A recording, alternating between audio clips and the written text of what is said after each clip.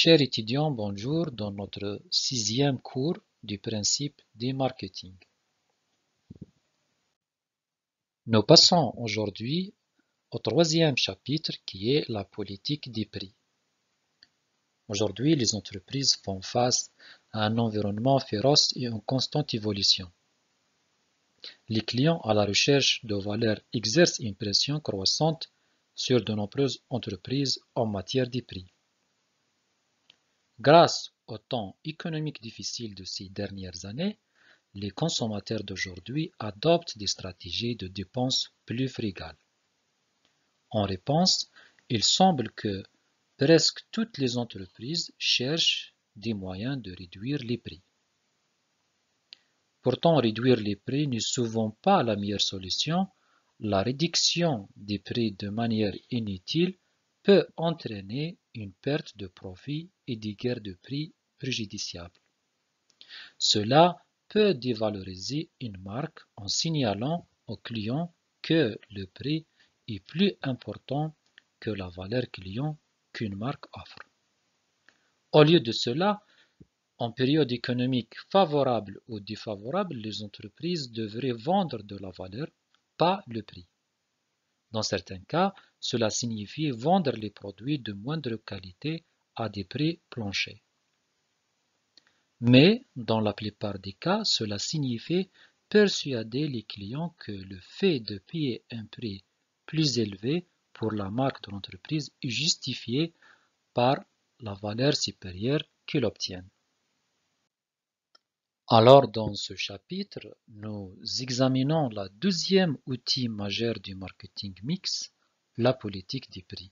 Les entreprises qui réussissent à créer de la valeur client grâce aux autres activités du mix marketing doivent néanmoins capturer une partie de cette valeur dans les prix qu'elles obtiennent. Dans ce chapitre, nous abordons l'importance de la politique prix, nous explorons aussi les stratégies des prix et examinons les considérations qui influencent les décisions des prix. Au sommaire, donc, nous allons voir qu'est-ce que ça veut dire le prix, comment les prix sont fixés dans le monde digital, qui sont en charge de la fixation des prix et quelle est la réaction du consommateur envers les prix et quel est le processus de fixation des prix au niveau des entreprises. Et ensuite, on va voir comment l'éventail ou bien comment articuler l'éventail des prix pratiqués par l'entreprise et les initiatives et les réactions au changement de prix. Passons maintenant à la définition des prix. Qu'est-ce qu'un prix? Dans le sens le plus étroit, le prix est le montant d'argent demandé pour un produit ou un service. Plus largement, le prix est la somme de toutes les valeurs que les clients renoncent à obtenir pour bénéficier des avantages d'avoir ou d'utiliser un produit ou un service. Historiquement, le prix a été le principal facteur influençant le choix des acheteurs. Cependant, ces dernières décennies, les facteurs autres que le prix ont gagné en importance. Malgré tout, le prix reste l'un des éléments les plus importants déterminant la part de marché et la rentabilité d'une entreprise. Donc, le prix est le seul élément du marketing mix qui génère des revenus. Tous les autres éléments représentent seulement des coûts. Le prix est également l'un des éléments du mix marketing les plus flexibles. Contrairement aux caractéristiques des produits et aux engagements de distribution, les prix peuvent être modifiés rapidement. Dans le même temps, le prix est le problème numéro 1 auquel de nombreux responsables marketing sont confrontés et de nombreuses entreprises ne gèrent pas bien plus leur politique de prix. Certains gestionnaires considèrent le prix comme un véritable casse-tête, préférant se concentrer sur d'autres éléments du marketing mix. Cependant, les gestionnaires avisés considèrent le prix comme un outil stratégique clé pour créer et capturer de la valeur client. Les prix ont un impact direct sur les résultats financiers d'une entreprise. Une légère amélioration des prix peut entraîner une augmentation importante de la rentabilité. Plus important encore, en tant qu'élément de la proposition de valeur globale d'une entreprise, le prix joue un rôle clé dans la création de valeur client et dans l'établissement de la relation avec les clients. Ainsi, au lieu d'éviter la politique prix, les marketeurs ou bien les gestionnaires marketing intelligents adoptent comme un atout concurrentiel important. Fixer les prix dans un monde digital. Dans un monde digital, le prix présente des avantages pour les acheteurs et aussi pour les vendeurs. Pour les acheteurs, il leur permet de comparer instantanément les prix.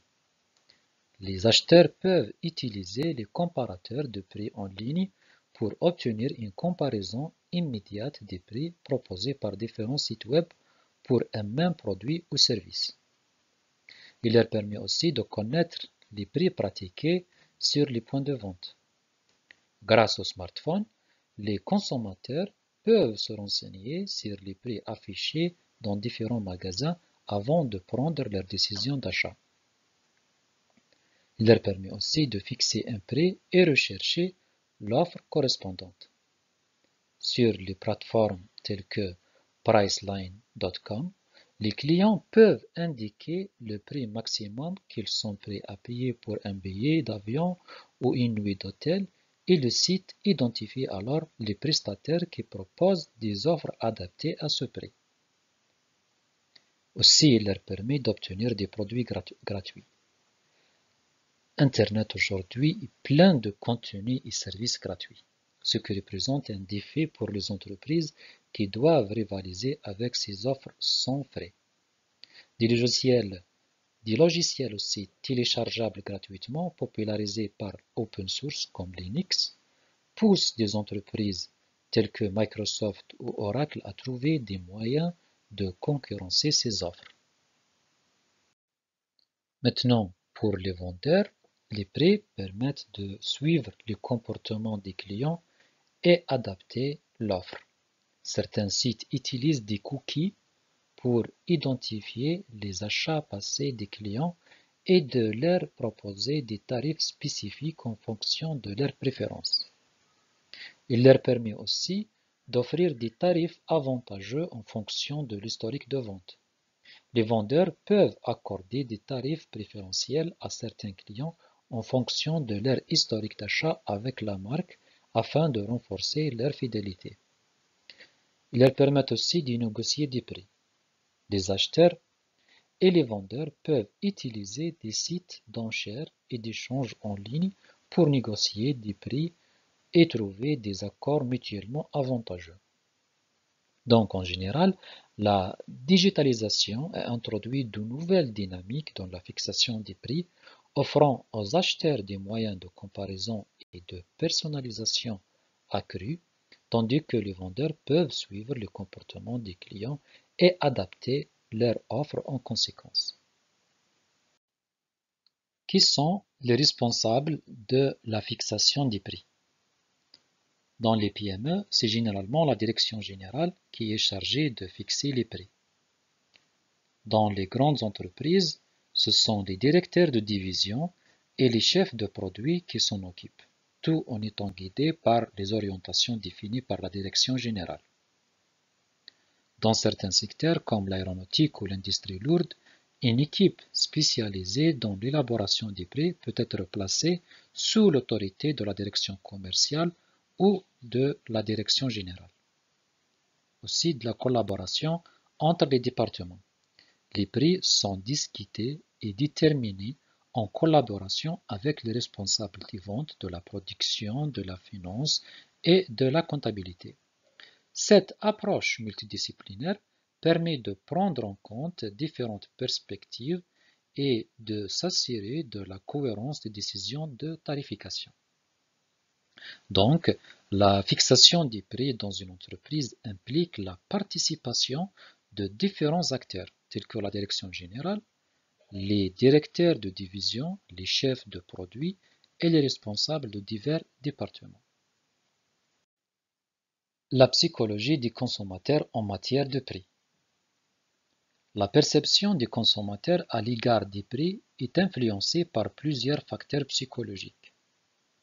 Contrairement à la perception traditionnelle des économistes selon laquelle les consommateurs appréhendent directement les prix, les spécialistes du marketing soulignent que les clients évaluent et interprètent les informations sur les prix en fonction de leur connaissance préalable du produit acquise à partir de leur expérience d'achat antérieure, ainsi que des communications formelles comme la publicité, les discours du vendeur, les brochures, ou informelles comme le bouche à oreille qu'ils ont reçu, que ce soit sur le lieu d'achat ou sur Internet. Les consommateurs ont généralement un seuil de prix minimum en dessous duquel ils considèrent que le prix est de mauvaise qualité, ainsi qu'un prix maximum, le seuil plafond, qu'ils sont prêts à payer pour le produit ou le service. Pour étudier la perception des prix par les clients, 3 thèmes principaux sont analysés: le prix de référence, les inférences prix-qualité et les effets de signal associés au prix. Commençons par le prix de référence. Le prix de référence est un concept utilisé pour décrire le point de comparaison que les individus utilisent pour évaluer les prix. Il représente le niveau du prix auquel les consommateurs sont habitués, s'attendent ou perçoivent comme étant approprié pour un produit ou un service donné. Lorsque les consommateurs sont confrontés à des prix qui ne correspondent pas à leur prix de référence, ils ressentent une dissonance cognitive. Pour réduire cette dissonance, ils peuvent adopter différentes stratégies. Ils peuvent rechercher des informations supplémentaires, notamment sur les entreprises concurrentes ou les produits de substitution, afin de déterminer si c'est leur prix de référence, qui est inadéquat ou si c'est le prix rencontré qui est décalé par rapport au marché. Ils peuvent également modifier leur attitude envers le produit, sa qualité ou ses attributs. Enfin, ils peuvent minimiser l'importance des prix et des économies potentielles ou encore ignorer l'intérêt de se renseigner sur d'autres offres afin de rationaliser la dissonance ressentie. Il est important pour les entreprises de comprendre le prix de référence des consommateurs dans le marché cible afin de définir une stratégie de tarification appropriée. Cela peut inclure l'alignement des prix sur les attentes des consommateurs, la création de promotions ou de remises qui correspondent aux écarts des prix perçus ou encore l'éducation du consommateur sur la valeur ajoutée offerte par le produit ou le service pour justifier un prix plus élevé. Le concept de prix de référence comprend 2 types distincts. Premièrement, le prix de référence interne. Il est formé à partir de la mémoire du consommateur. Il peut être basé sur le prix payé lors de l'achat précédent d'un produit similaire. Par exemple, les recherches indiquent que les consommateurs ont une idée générale des ordres de grandeur des prix des produits, mais ont tendance à se souvenir moins précisément des prix réels. En moyenne, il y a un écart d'environ 15% entre les prix cités et les prix réels en grande consommation, bien que la mémorisation soit meilleure pour les produits achetés fréquemment. Deuxième type, c'est le prix de référence externe. Il provient de l'environnement du consommateur.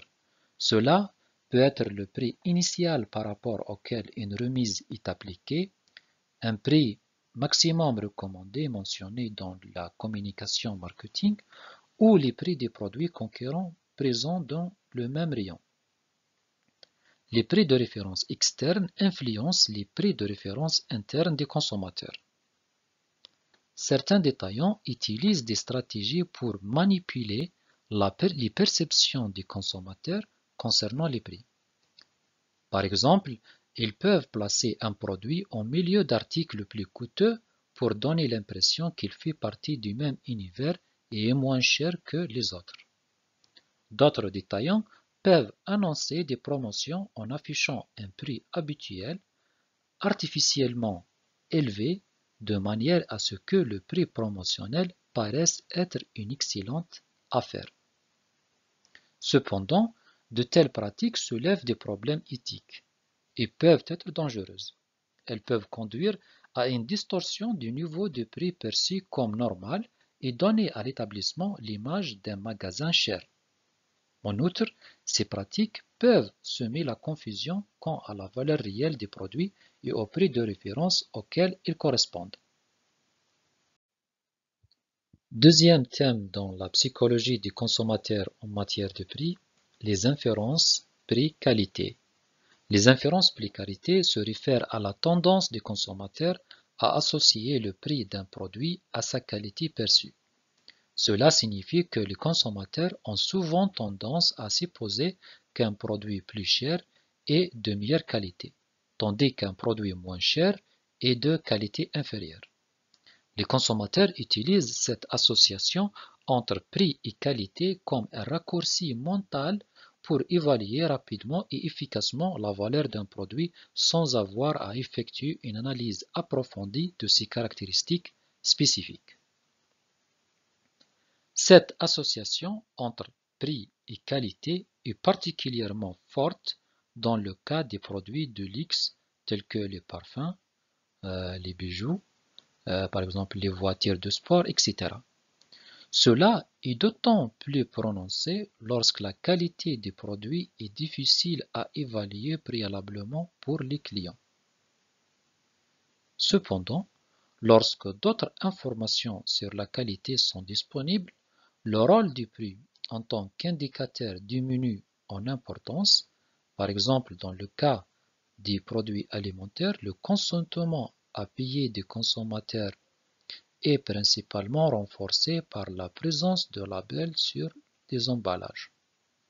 Lorsque ces labels sont connus et complémentaires en termes d'attributs, ils jouent un rôle plus déterminant que le prix dans la perception de la qualité. Troisième thème à aborder dans la psychologie du consommateur en matière de prix, les prix en neuf ou bien les effets de signal associés au prix. Le prix en neuf est une stratégie de tarification dans laquelle le prix d'un produit est fixé légèrement en dessous d'une valeur arrondie en utilisant un chiffre 9 à la fin. Par exemple, au lieu de proposer un produit à 10 euros, il serait tarifié à 9,99 euros.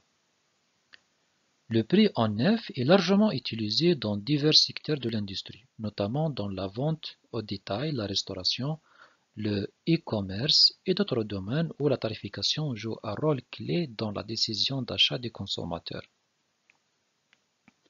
Le concept derrière le prix en neuf repose sur le comportement de perception et de traitement des consommateurs. Psychologiquement, le prix en neuf sont perçus comme étant moins chers et plus attractifs que les prix arrondis.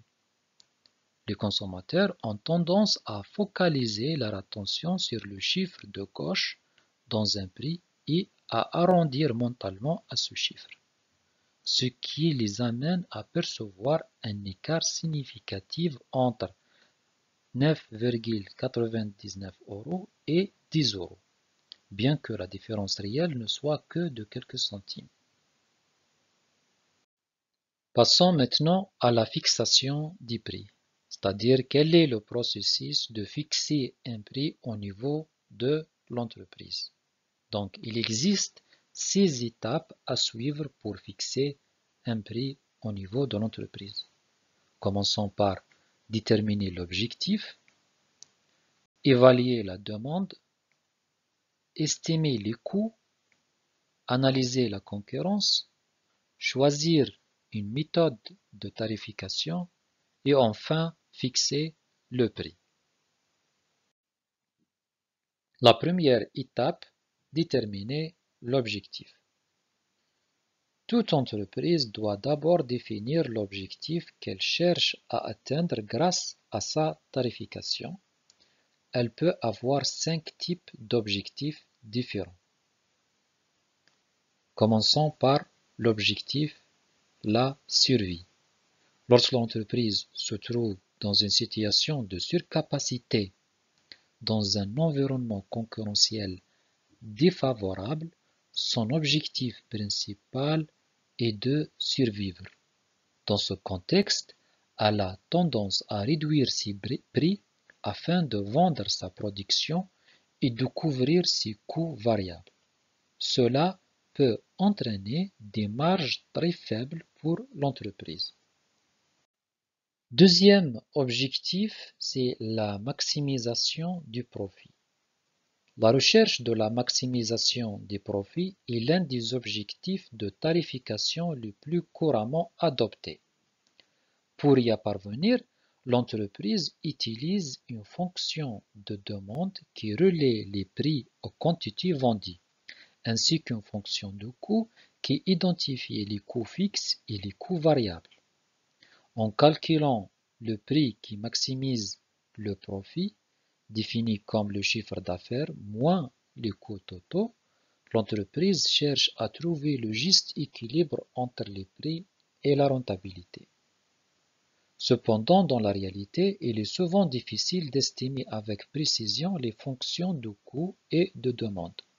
De ce fait, de nombreuses entreprises ont tendance à négliger l'impact des prix sur leur rentabilité. Cela peut entraîner une sous-estimation des effets des variations des prix sur les ventes et les bénéfices, ce qui peut compromettre la capacité de l'entreprise à atteindre ses objectifs de maximisation des profits. Troisième type d'objectif dans la fixation des prix, la maximisation de la part de marché. Tout d'abord, la part de marché désigne la part ou la proportion qu'une entreprise détient dans le marché total d'un produit ou d'un service donné. Elle est généralement exprimée en pourcentage et représente la part des ventes, des revenus ou des unités vendues qu'une entreprise détient par rapport à l'ensemble du marché.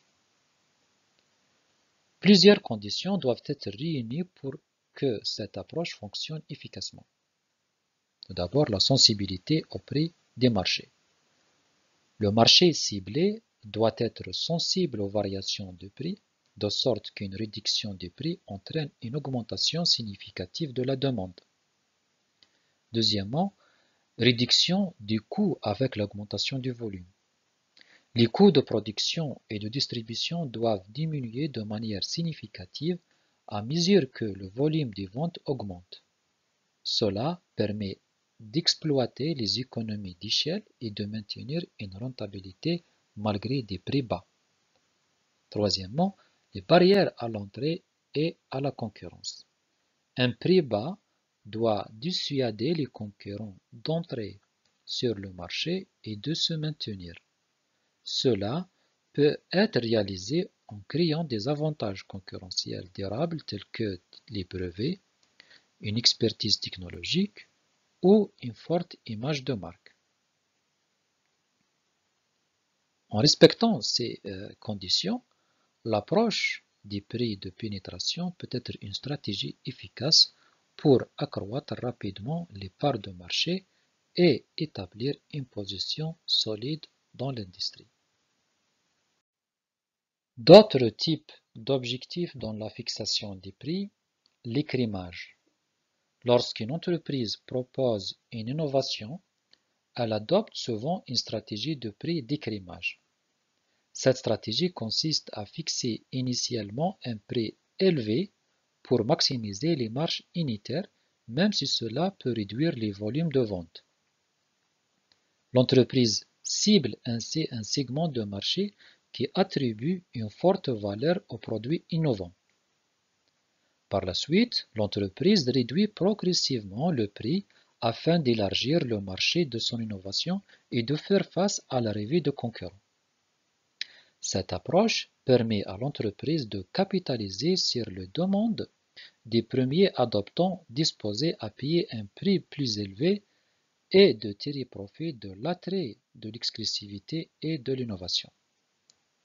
Cependant, cette stratégie comporte des risques. Les clients qui ont acheté le produit à un prix plus élevé au début peuvent se sentir mécontents d'avoir payé davantage par rapport au prix ultérieur.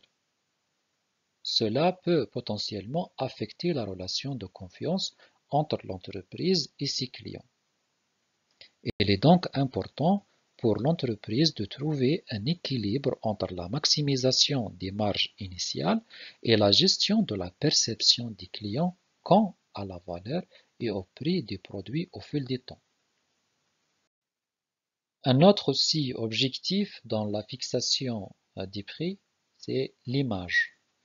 Certaines entreprises choisissent de fixer leurs prix en fonction de l'image qu'elles veulent donner à leurs produits. Dans ce contexte, un prix élevé est souvent associé à une image de qualité supérieure. En fixant des prix élevés, l'entreprise cherche à créer une perception de prestige, de luxe et de valeur ajoutée associée à leurs produits.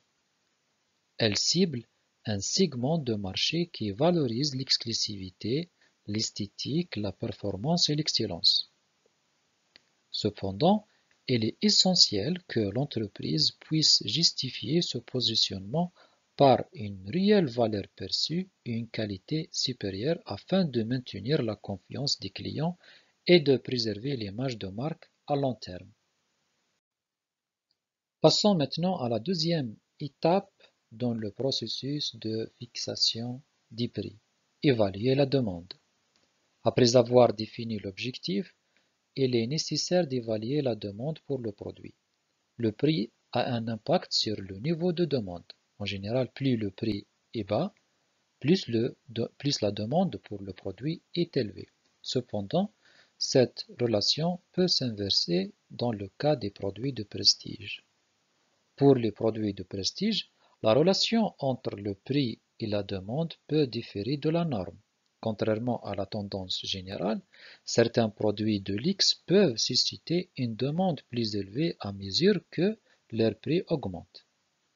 Cela est souvent dû à la perception des clients selon laquelle un prix plus élevé est associé à une qualité supérieure, à un statut social élevé ou à une exclusivité. Il est important de comprendre la nature de la demande pour le produit spécifique afin de déterminer comment le prix peut influencer cette demande. Une analyse approfondie de la demande, y compris des études de marché, des enquêtes et des données sur le comportement du consommateur, peut aider à évaluer comment les variations de prix peuvent affecter la demande pour le produit. Troisième étape dans le processus pour fixer un prix, estimer les coûts. Lorsqu'il s'agit de fixer un prix, la demande influence souvent le prix maximum que l'entreprise peut demander. Cependant, les coûts déterminent le prix minimum. Il est essentiel pour toute entreprise de fixer un prix qui couvre les coûts de production, de distribution et de vente tout en assurant une rémunération équitable pour l'effort et les risques encourus. L'estimation du coût est une étape cruciale dans le processus de tarification. Il est nécessaire d'évaluer avec précision les coûts liés à la fabrication ou à l'acquisition du produit, les coûts de main-d'œuvre, les coûts de matières premières, les coûts de distribution, les coûts de marketing et de vente, ainsi que les frais généraux et le coût administratif. Une fois les coûts estimés, l'entreprise peut déterminer le niveau du prix qui lui permettra de couvrir ses coûts et de générer une marge bénéficiaire appropriée. Il est important de prendre en compte les fluctuations du coût et d'ajuster en conséquence le prix pour maintenir la rentabilité à long terme. Estimer le coût de manière précise et réaliste est essentiel pour fixer un prix qui assure la rentabilité de l'entreprise tout en répondant aux attentes des clients et aux conditions du marché. On distingue différents types de coûts, les coûts fixes et les coûts variables. Les coûts fixes sont des dépenses qui restent constants indépendamment du volume de production. Ils incluent des éléments tels que les loyers, les salaires des personnels administratifs, les frais généraux et les coûts d'exploitation qui ne varient pas en fonction du niveau d'activité de l'entreprise. Deuxième type de coût, c'est les coûts variables. Les coûts variables sont des dépenses qui varient directement en fonction du volume de production. Il inclut des éléments tels que le coût des matières premières, les coûts de main-d'œuvre directe, les frais de transport et les commissions de vente qui augmentent et ou diminuent proportionnellement à l'activité de l'entreprise. Un autre terme aussi, c'est le coût moyen. Le coût moyen est le coût total divisé par la quantité produite. Il peut être calculé en divisant la somme des coûts fixes et des coûts variables par la quantité produite. Le coût moyen permet de déterminer le coût par unité afin de fixer le prix de vente.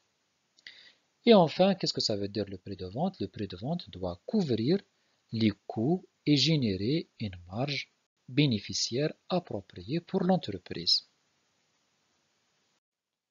La quatrième étape dans le processus de fixation des prix, analyser les prix et les offres des concurrents. En plus de prendre en compte la demande et les coûts, l'analyse des prix pratiqués par les concurrents est une étape essentielle dans le processus de fixation des prix. Les prix pratiqués par les concurrents fournissent un troisième point de référence pour évaluer la compétitivité des prix proposés. Il existe différentes méthodes pour obtenir des informations sur les prix des concurrents. Cela peut inclure la collecte de données sur les prix dans le point de vente, l'analyse des tarifs disponibles sur Internet ou dans les catalogues, ainsi que la réalisation d'enquêtes auprès des consommateurs pour évaluer la perception de la qualité et du rapport qualité-prix offert par chaque concurrent important. Si le produit proposé présente des caractéristiques de différenciation par rapport aux concurrents, il est nécessaire d'estimer la valeur perçue de ces caractéristiques pour les clients et de l'ajouter au prix pratiqué par les concurrents. À l'inverse, si le produit concurrent offre des avantages supplémentaires, il peut être nécessaire de réévaluer les prix proposés. En réalité, le prix exprime le positionnement concurrentiel du produit. Un prix plus élevé peut être utilisé pour communiquer une image de qualité ou de luxe, tandis qu'un prix plus bas peut être utilisé pour cibler un segment de marché plus sensible au prix.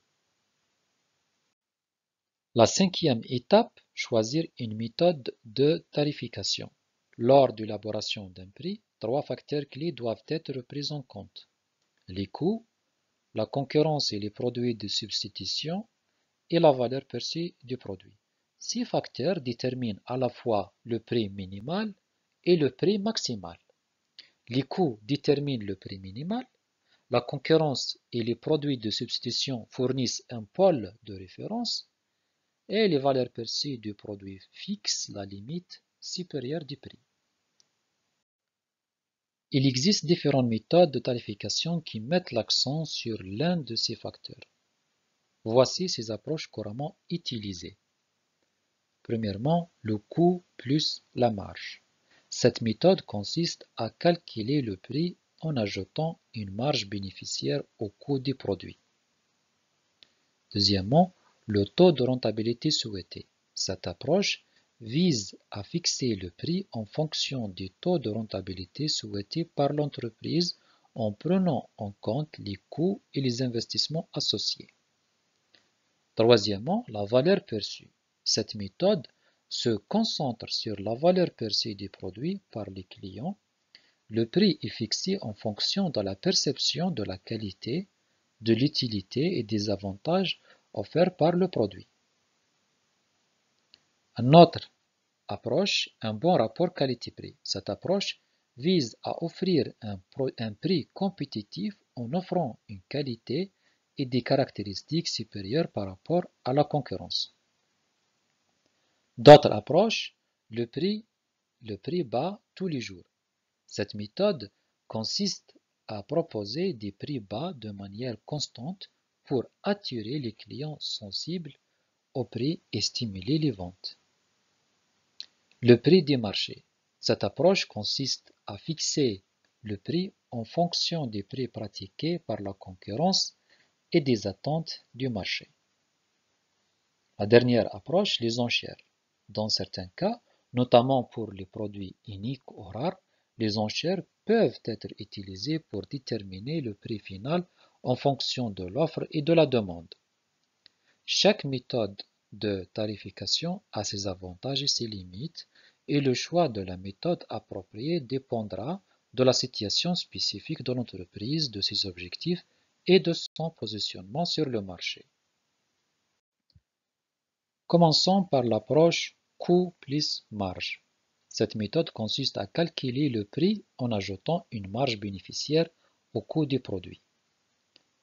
Cette méthode repose sur l'idée que le prix d'un produit doit couvrir les coûts de produit, c'est-à-dire le coût fixe et les coûts variables. En ajoutant une marge bénéficiaire, l'entreprise s'assure également de générer un produit suffisant pour couvrir toutes les dépenses comme la recherche et développement, le marketing, la distribution et autres coûts. L'avantage de cette méthode est sa simplicité et sa facilité d'utilisation. Elle permet à l'entreprise de calculer rapidement un prix de vente en se basant sur ses coûts en ajoutant une marge prédéterminée. De plus, cette approche garantit que les coûts sont couverts et qu'un profit est réalisé sur chaque unité vendue. Cependant, il convient de noter que la méthode du coût plus marge ne tient pas compte directement de la valeur perçue par les clients et des prix pratiqués par la concurrence.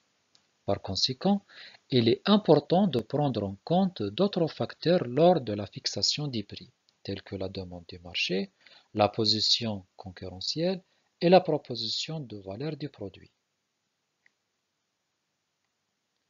Donc, en résumé, la méthode du coût plus marge est une approche de tarification qui repose sur le calcul du coût et l'ajout d'une marge bénéficiaire. C'est une méthode simple et directe, mais il est essentiel de considérer d'autres facteurs pour établir un prix compétitif et aligné sur la valeur perçue du client.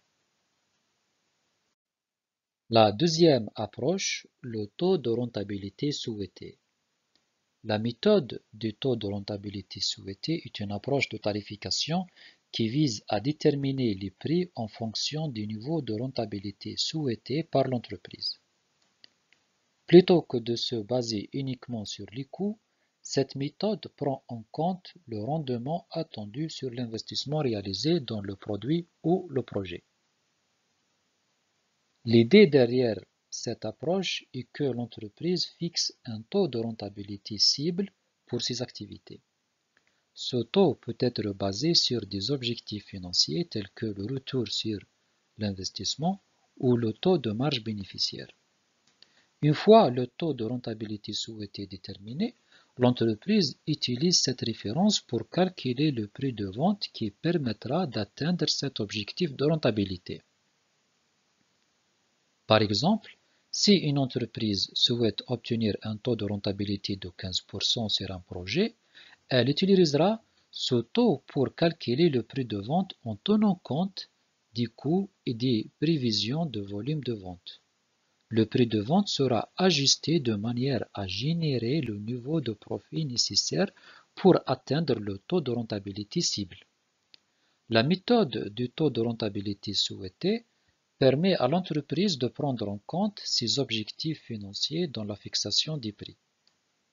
Elle peut être particulièrement utile pour les projets d'investissement à long terme où la rentabilité future est un facteur clé de décision. Cependant, elle doit être utilisée avec prudence et en combinaison avec d'autres approches telles que l'analyse de la demande et l'évaluation de la concurrence pour garantir des prix compétitifs et adaptés au marché. Troisième approche, la valeur perçue. La méthode de tarification basée sur la valeur perçue met l'accent sur le prix en fonction de la valeur que les clients attribuent au produit ou au service.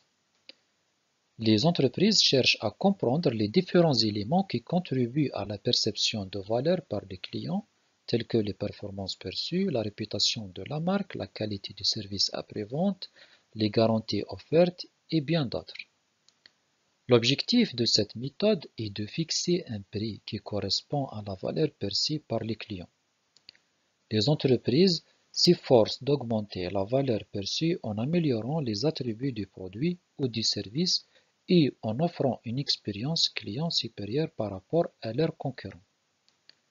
Pour évaluer la valeur perçue, les entreprises peuvent utiliser différentes méthodes telles que l'expertise interne des responsables de l'entreprise, l'évaluation de la valeur accordée à des produits similaires sur le marché, des enquêtes auprès des clients pour recueillir leurs opinions et préférences, des expérimentations pour mesurer les réactions des clients face à différentes offres.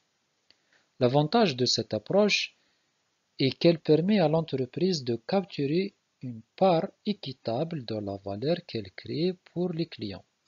En fixant un prix aligné sur la valeur perçue, l'entreprise peut positionner son produit comme une offre de haute qualité et justifier un prix plus élevé par rapport à la concurrence.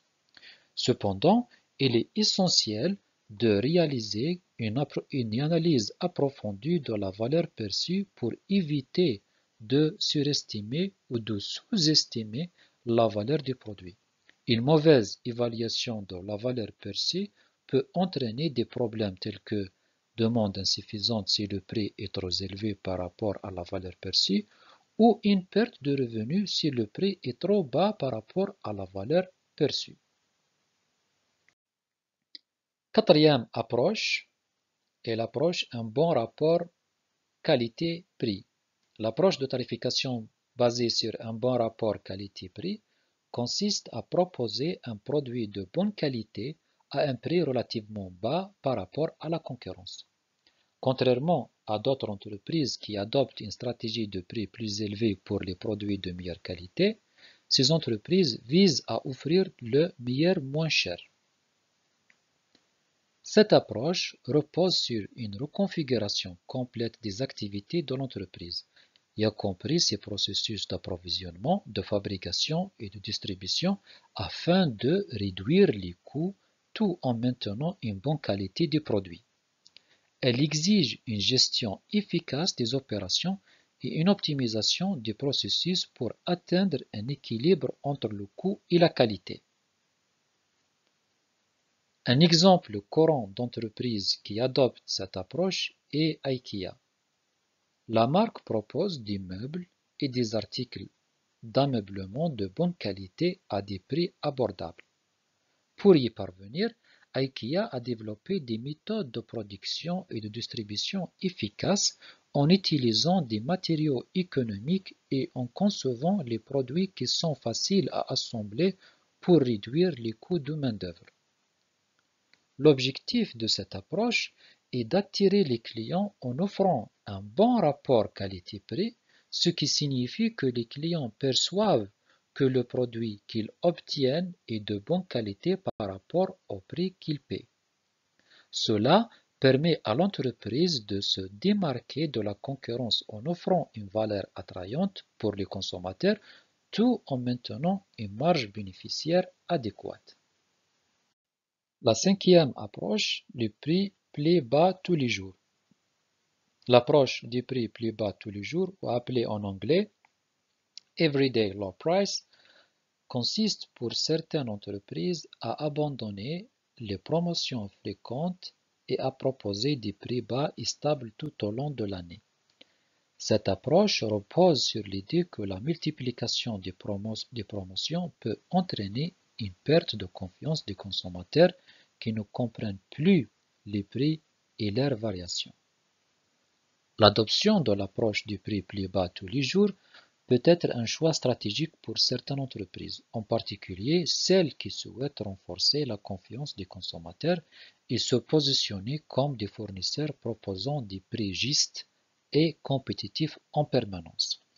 Cependant, il est important de prendre en compte les avantages et les inconvénients de cette approche ainsi que les attentes et les comportements d'achat spécifiques des consommateurs ciblés. Sixième approche, le prix du marché. L'approche du prix du marché consiste à fixer les prix en fonction de la concurrence. L'entreprise prend en considération les prix pratiqués par son principal concurrent et décide de vendre à un prix plus élevé, plus bas ou au même niveau que celui-ci. Dans cette approche, l'entreprise cherche à se positionner par rapport à ses concurrents et à ajuster ses prix en conséquence. Si elle souhaite se différencier en tant que marque haut de gamme ou offrir des caractéristiques supplémentaires par rapport à la concurrence, elle peut opter pour des prix plus élevés. Si elle vise un positionnement axé sur le prix et chercher à attirer les clients sensibles au prix, elle peut proposer des prix inférieurs à ceux de ses concurrents. Enfin, si elle souhaite de se positionner sur un rapport qualité-prix équivalent à celui de ses concurrents, elle peut choisir de proposer des prix similaires. Donc, en résumé, l'approche du prix des marchés consiste à prendre en considération les prix pratiqués par la concurrence afin de déterminer les prix de l'entreprise. Cela permet à l'entreprise de se positionner stratégiquement sur le marché en fonction de sa proposition de valeur et des attentes des consommateurs. La dernière approche, les enchères. Les enchères sont un mécanisme de vente dans lequel les acheteurs font des offres concurrentes pour l'acquisition d'un produit ou d'un service et le vendeur accepte l'offre le plus élevée. Les enchères sont de plus en plus utilisées comme méthode de fixation des prix, notamment en ligne. Elles peuvent prendre différentes formes selon le type de produit ou de service concerné. Il y a les enchères classiques, également connues sous le nom d'enchères ascendantes, impliquent un vendeur et plusieurs acheteurs. Ce type d'enchères est couramment utilisé pour la vente d'objets anciens, les biens immobiliers, de bétail et d'équipements d'occasion. Des plateformes telles que eBay fonctionnent sur ce principe, permettant aux utilisateurs de proposer des enchères croissantes pour des produits. Deuxième type des enchères, c'est les enchères descendantes ou enchères aussi inversées, fonctionnent de manière opposée. Le vendeur commence par annoncer un prix élevé pour un produit ou un service, puis le réduit progressivement jusqu'à ce que l'acheteur accepte d'acquérir l'objet des prix proposés. Ce type d'enchère est utilisé dans des contextes tels que le marché mondial des fleurs d'Alsamer aux Pays-Bas, où les prix sont progressivement abaissés jusqu'à ce que les acheteurs se manifestent. Troisième type d'enchère, les procédures par appel d'offres sont couramment utilisées par les entités publiques, les entreprises publiques et certaines entreprises privées pour les achats importants. Dans ce cas, les vendeurs soumettent une offre une seule fois et le contrat est attribué au soumissionnaire proposant le prix le plus bas en fonction du critère de moins 10 ans. Les soumissionnaires doivent anticiper les offres concurrentes et ajuster leur prix en conséquence. La sixième étape du processus de fixation des prix, c'est fixer le prix final. L'objectif des étapes précédentes consistait à restreindre les plages de prix acceptables. À présent, l'enjeu est d'optimiser le prix définitif proposé sur le marché. L'influence des autres variables du marketing mix. Les autres variables du marketing mix telles que la marque, les réseaux de distribution et l'effort de communication peuvent également influencer le choix final du prix. Le prix doit être cohérent avec ces variables pour créer une offre globale cohérente pour le consommateur. Selon les recherches, plusieurs relations peuvent être observées entre ces variables. Il y a la relation entre marque et prix. Les marques qui offrent une qualité moyenne mais bénéficient d'un fort soutien publicitaire ont la possibilité de facturer des prix légèrement plus élevés. La notoriété de la marque a une valeur perçue par les consommateurs, ce qui peut justifier un prix plus élevé. Deuxième relation, c'est la qualité supérieure et prix. Les marques qui sont perçues comme offrant une qualité supérieure et qui bénéficient d'une forte promotion ont tendance à avoir des prix les plus élevés. Les consommateurs sont souvent prêts à payer un prix plus élevé pour les produits de haute qualité. Troisième relation, c'est la relation prix-publicité. La relation positive entre le prix et l'effort publicitaire est plus prononcée en fin de cycle de vie du produit, en particulier pour les marques leaders. Cela peut être dû à l'effet de la notoriété de la marque et à l'association positive entre la marque et le prix. Ces conclusions soulignent l'importance de prendre en compte l'ensemble du marketing mix lors de la fixation des prix. Le prix doit être aligné avec les caractéristiques de la marque, les canaux de distribution et les efforts de communication pour créer une proposition de valeur cohérente et convaincante pour les consommateurs. Les autres intervenants. Il est essentiel de prendre en compte la réaction des distributeurs et revendeurs vis-à-vis des prix choisis. Seront-ils disposés à accepter ce tarif et à le promouvoir auprès des clients? De plus, il est important de s'assurer de la collaboration de la force de vente pour vendre le produit ou le service au prix proposé sans rencontrer de résistance. Il convient également de considérer les réactions des concurrents et des fournisseurs. Les concurrents peuvent ajuster leur propre prix ou mettre en place des stratégies de différenciation pour faire face à la concurrence. Quant aux fournisseurs, ils peuvent être influencés par le prix proposé, ce qui peut affecter les relations commerciales avec l'entreprise. Enfin, il est crucial de respecter les réglementations en matière de concurrence, car les ententes de prix entre concurrents sont illégales et peuvent entraîner des sanctions de pouvoir public. Maintenant, comment articuler l'éventail des prix pratiqués par l'entreprise? Une entreprise ne détermine pas un prix de manière indépendante. Elle établit plutôt une série de tarifs en tenant compte de divers facteurs tels que la demande et les coûts par zone géographique, les variations entre les segments du marché, la saisonnalité de la demande, le niveau actuel de commande, les délais de livraison et de nombreux autres éléments. Nous examinerons progressivement différents aspects tels que la dimension géographique, les remises et réductions, les prix promotionnels, ainsi que les variations de prix entre les clients et les segments.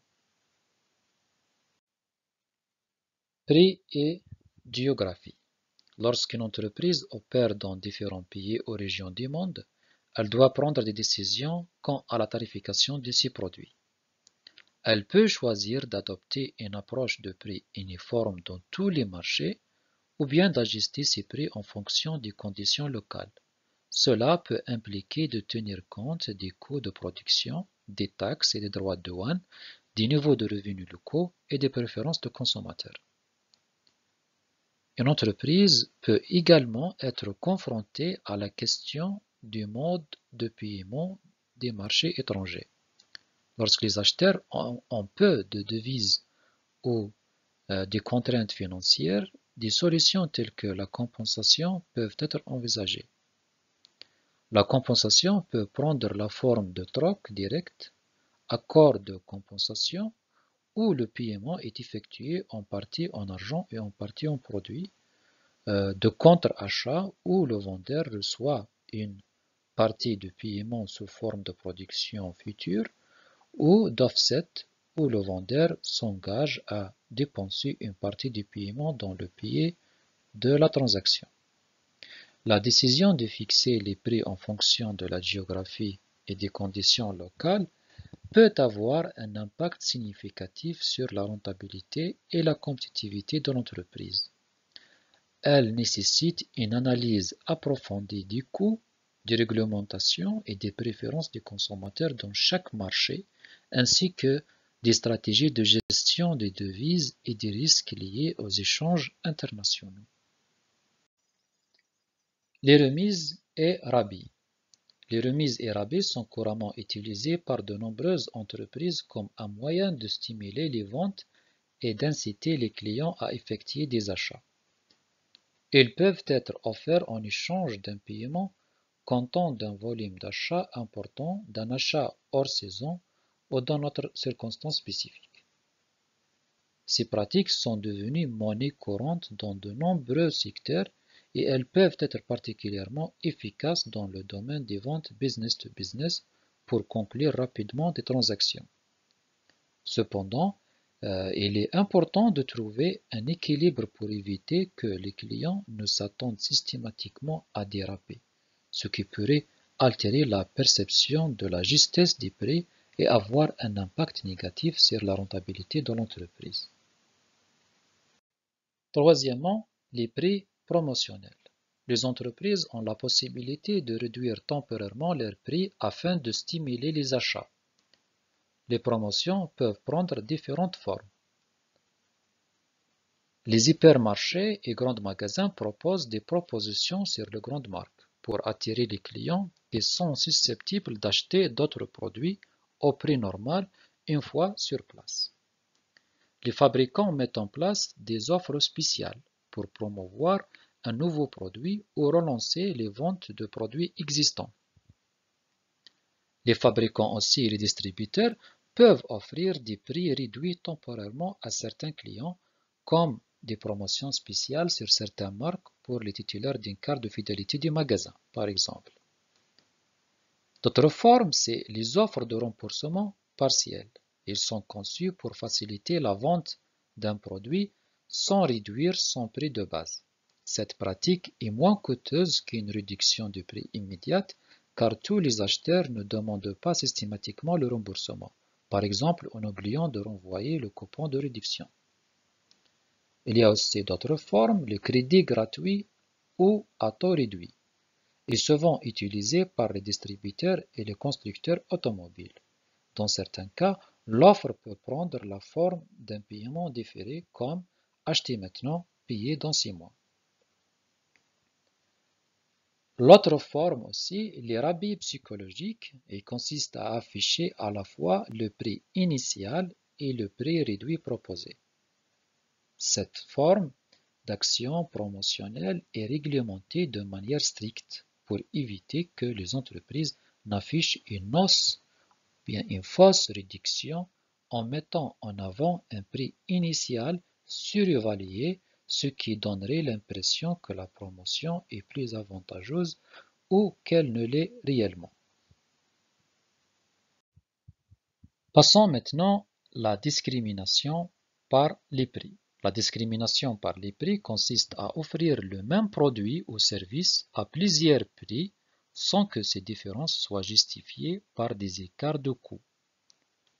On trouve la discrimination entre les clients qui consiste à facturer des prix différents à différents types de clients pour le même produit ou service. Par exemple, les cinémas proposent des tarifs réduits pour les enfants et aussi certaines entreprises de transport offrent des réductions pour les étudiants. On trouve aussi la discrimination entre les produits. Ce produit, lorsque des versions légèrement modifiées d'un même produit sont vendues à des prix différents, sans que les écarts de prix soient proportionnels aux coûts marginaux. Par exemple, dans l'entreprise des boissons gazeuses Schweppes, est vendu à des prix différents en fonction du format de la bouteille. Grande bouteille en plastique, il y a des petites bouteilles en verre et des canettes. On trouve aussi la discrimination d'image, qui consiste à proposer le même produit sous des noms et à des prix différents pour créer une perception de valeurs différentes.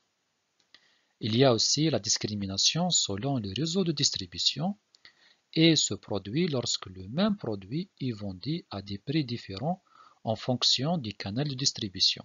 Par exemple, Coca-Cola peut facturer un prix différent pour le même produit en fonction du lieu d'achat, dans les cafés, dans les hypermarchés, les distributeurs automatiques, etc. On trouve aussi la discrimination selon l'endroit. Et ça, et où les prix varient en fonction de l'emplacement géographique, même si les coûts sont identiques.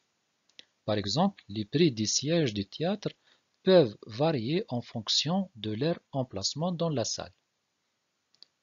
On trouve aussi la discrimination de le temps, qui correspond à des variations de prix en fonction des saisons, des jours, de la semaine, voire des heures.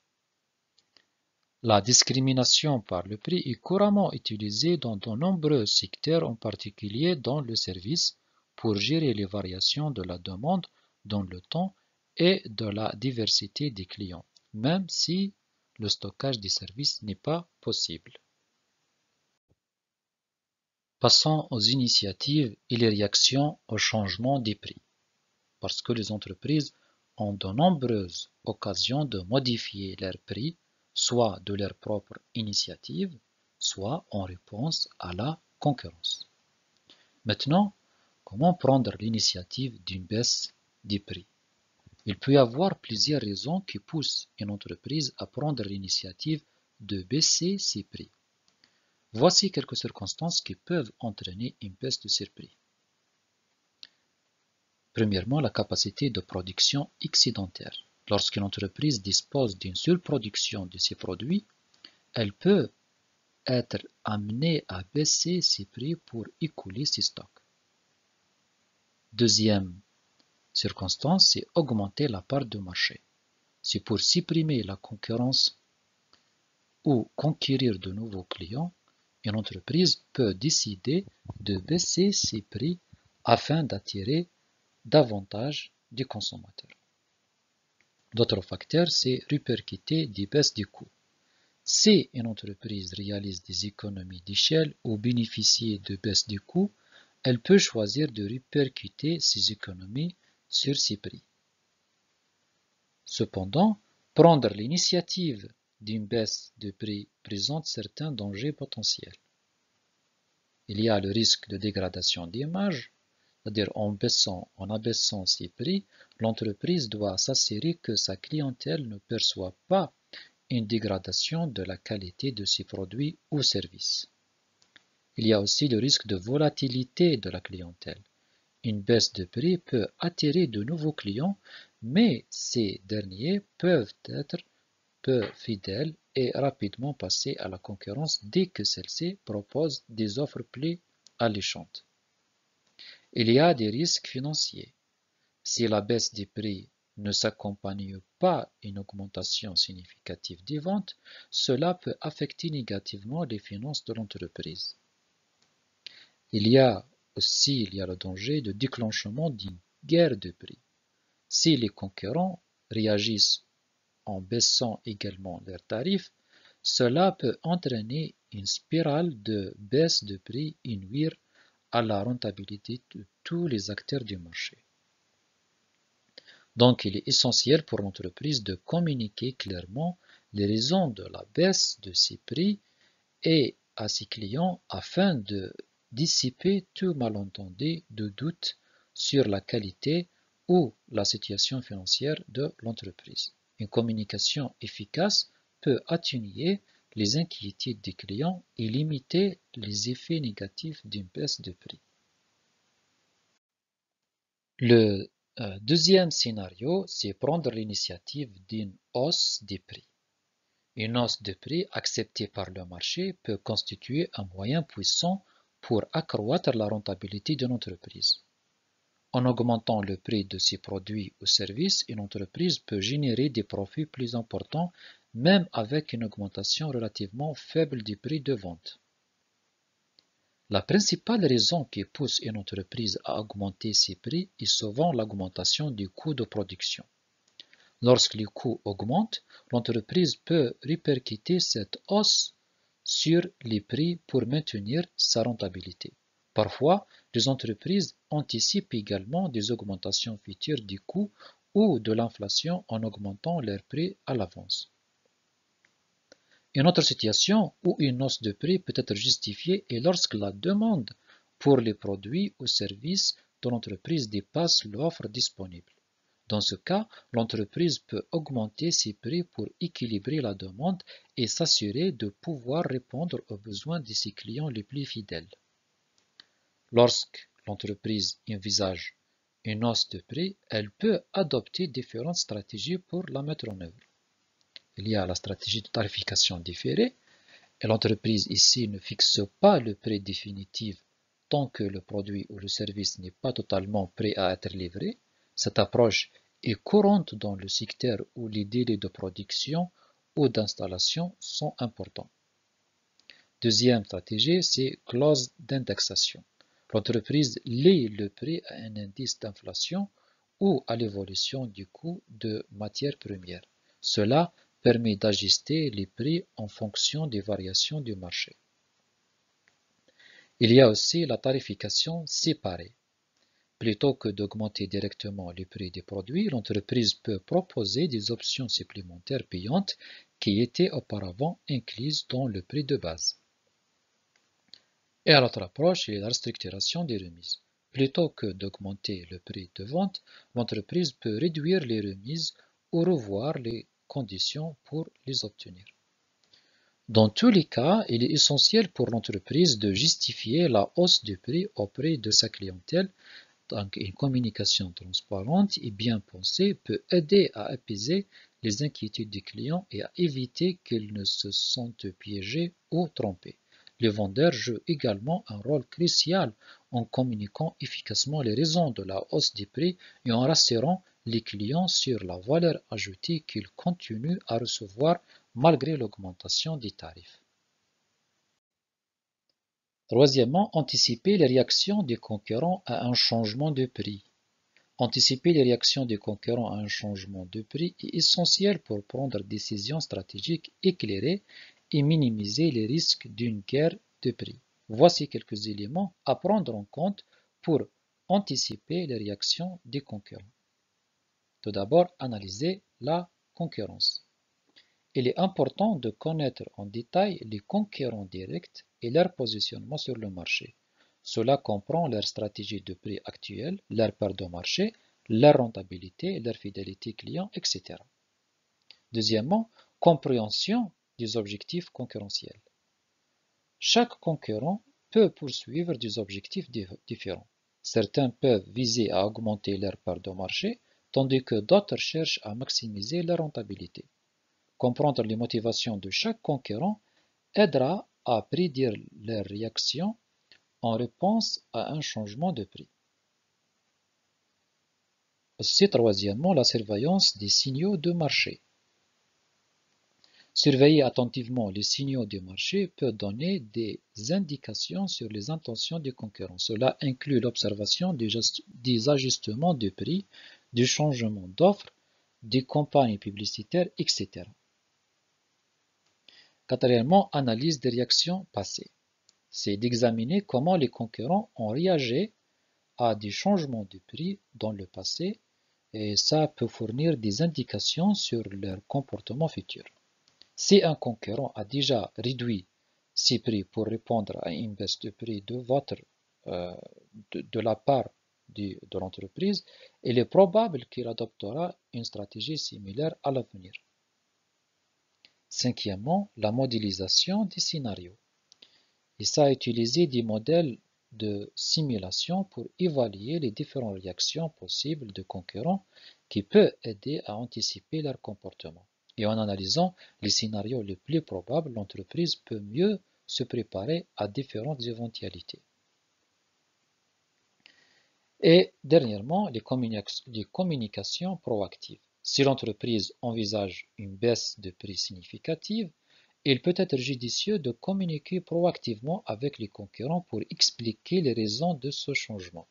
Une communication ouverte peut contribuer à atténuer les malentendus et les tensions sur le marché.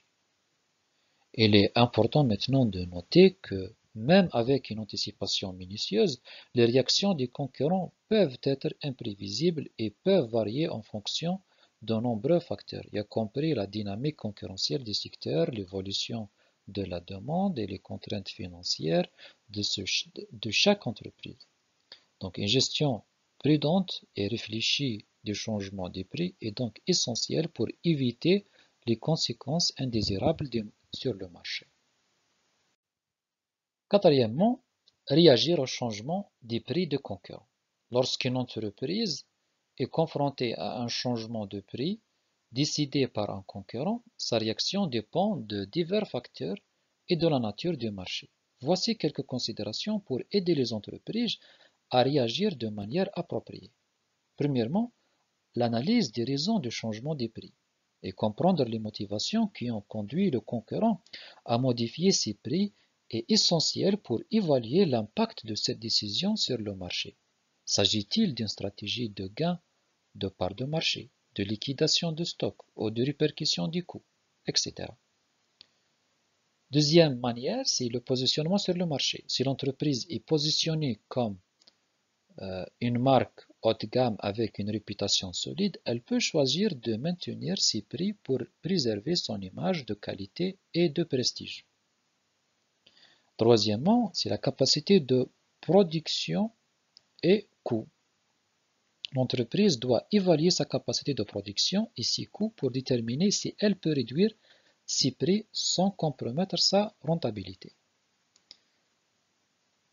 Quatrième réaction, c'est la réponse concurrentielle. Il est important d'anticiper la réaction des autres concurrents. Si la majorité des concurrents s'alignent sur la baisse de prix, il peut être nécessaire de suivre cette tendance pour rester compétitif. Et dernièrement aussi, comme une réaction, la différenciation des produits. Si l'entreprise propose des produits différenciés avec des caractéristiques uniques, elle peut envisager de maintenir ses prix plus élevés en mettant l'accent sur la valeur ajoutée qu'elle offre aux clients. Enfin, en fin de compte, chaque décision doit être prise en fonction du contexte spécifique de l'entreprise, de ses objectifs stratégiques, de la dynamique du marché. La réaction rapide et flexible est souvent cruciale pour s'adapter au changement de prix et de la concurrence et maintenir une position concurrentielle solide. Et comme ça, nous avons arrivé à la fin de notre cours et avant de clôturer, rappelons quelques concepts clés.